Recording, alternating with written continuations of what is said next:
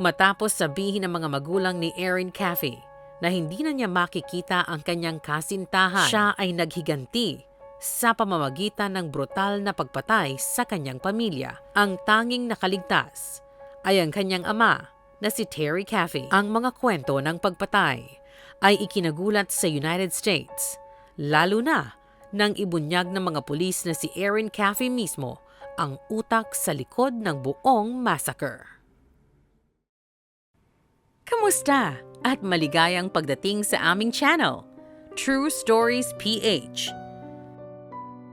Bago tayo magsimula, upang kami ay makapagbahagi at makapagbukas ng kamalayan sa ganitong uri ng kaso, huwag nating kalimutang pindutin ang ating subscribe button at tiyaking i-click ang notification bell para maging updated ka na rin sa aming mga latest upload.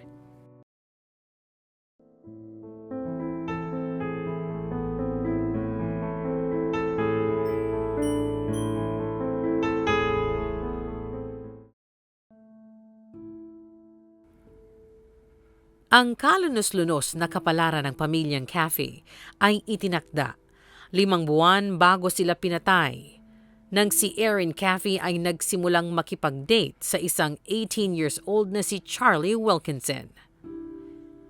Sila ay nagkakilala habang nagtatrabaho ng part-time si Erin bilang waitress sa isang Sonic fast food restaurant, at mabilis na naging seryoso ang relasyon.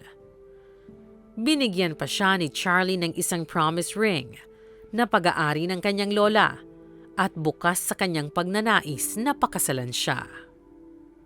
Gayunpaman, ang relasyon ay nagdulot ng pag-aalala sa kanyang mga magulang, na kung saan sinabi ni Terry Caffey na mayroon siyang masamang pakiramdam tungkol sa pagkatao ni Charlie sa simula.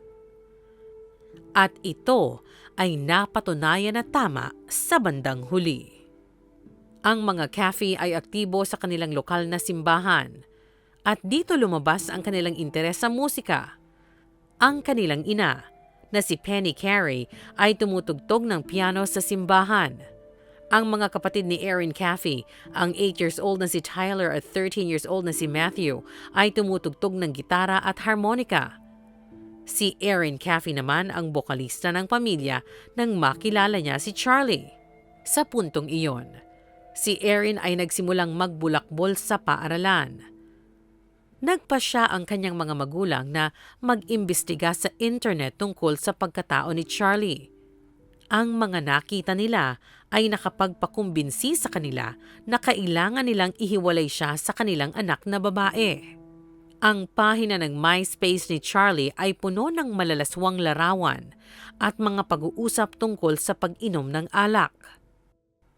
Nang sirain ni Erin ang kanyang curfew sa telepono noong February 2008, napuno ang mag-asawang Caffey at pinagdesisyonan na tapusin na niya ang relasyon kay Charlie. Sa parehong buwan, nagsimulang magsalita si Erin Caffey tungkol sa planong pagpatay sa kanyang mga magulang sa harap ng mga kaibigan. Ang kanyang paniniwalang ito ang tanging paraan para makasama niya si Charlie. Dahil dito, gumawa ng plano si Erin Caffey kasama si Charlie Wilkinson at ang kanyang kaibigan na si Charles Wade kung paano nila papatayin ang kanyang pamilya. Sa araw ng massacre, pumasok sina Charlie at Charles sa driveway ng bahay ng mga Caffey. Sa labas, naghihintay sa kotse sina Erin Caffey at ang kasintahan ni Charles. Bago pumasok, binalaan ni Charlie si Erin na kailangan nilang patayin ang kanyang mga nakababatang kapatid na lalaki upang walang matirang saksi.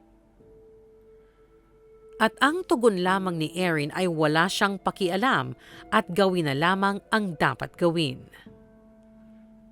Pagdating sa loob, tinungo ni Charlie ang silid ni Terry at Penny at pinaputukan ang natutulog na mag-asawa gamit ang .22 caliber pistol. Pagkatapos, nakita ni Terry Caffey ang pagkamatay ng kanyang asawa habang nakahiga ito sa tabi niya na hindi makagalaw o makapagsalita. Nagkaproblema ang baril ni Charlie Kaya bumunot si Charles ng samurai-style sword at ginamit ito kay Penny na halos matanggalan ng ulo. Umakyat ang dalawa kung saan nagtatago sina Tyler at Matthew. Narinig ni Terry na sumigaw ang kanyang anak na si Matthew. Nawala ng malay ang walang magawang ama nang brutal na pinatay si Matthew gamit ang espada sa kanya at binaril sa muka si Tyler. Pagkatapos ay ninakawan ni na Charlie at Charles ang bahay ng mga mahahalagang bagay dahil nangako si Charlie kay Charles ng $2,000 para sa kanyang tulong. Panghuli, binuhusan nila ng lighter fluid ang muebles at sinindihan ang bahay. Si Terry Caffey ay himalang nagkamalay habang nilalamon ng apoy ang bahay at gumapang palabas ng bintana. Inabot siya ng 1 oras upang gumapang sa pinakamalapit na bahay ng kanyang kapitbahay, kung saan tinawag ang mga otoridad. Si Terry ay isinugod na sa ospital at nilapatan ng agad ng lunas. Nang siya ay lumakas, siya ay nagsalita at sinabi niya sa mga kinatawan ng sheriff na si Charlie Wilkinson ang may kagagawan ng lahat. Agad na natunto ng mga otoridad si Charlie at dinala siya para tanungin.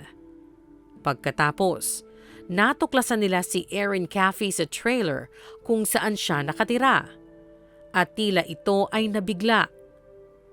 Sinabi na lang niya sa mga pulis na siya ay kinidnap. Wala pang 24 oras na matapos tumugon ang mga otoridad sa mga pagpatay sa tahanan ng mga Caffey. Lahat ng 4 na suspect ay nasa kustodiya kaagad ng mga pulis at lahat sila ay kinausap. Hindi nagtagal at nasira ang gawa-gawang kwento ng pagkidnap ni Erin Caffey. Sina Charlie at Charles ay parehong nagsabi sa mga pulis ng iisang kwento na ang mga pagpatay ay lahat ideya ni Erin. Ngunit iginiit ni Erin ang mga ito sa kanyang lolo't lola at wala siyang kinalaman sa pagpatay sa kanyang pamilya. Nagpatotoo naman si Charlie na iginiit niya na tumakas na lang sila at huwag nang gawin ang pagpatay sa pamilya.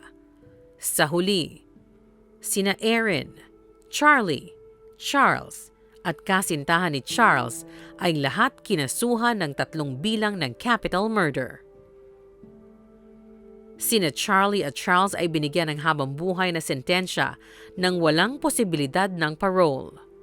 Si Erin naman ay sinentensyahan din ng habang-buhay at magiging karapat-dapat na mag-apply para sa parole pagkatapos ng 40 taon. Una nang hiniling ng mga taga-usig ang parusang kamatayan laban kina Charlie at Charles. Ngunit pumasok si Terry Caffey at humiling ng ibang parusa. Sa kabila ng lahat ng kanyang pinagdaraanan, naniniwala pa rin siya sa kapatawaran na itinuro sa kanya ng kanyang pananampalataya. Napanatili ni Terry Caffey ang relasyon sa kanyang anak na babae pagkatapos ng massacre. Ito ay naiulat na hindi madali para sa kanya noong una at tinatanggihan pa rin ni Erin Caffey ang kanyang papel sa pagpaplano ng pagpatay. Iginiit niya sa kanyang ama na sinubukan niyang tumakas kay Charlie noong gabi ng pagpatay, ngunit napilitang maghintay sa kotse. Naniniwala sa kanya ang kanyang ama.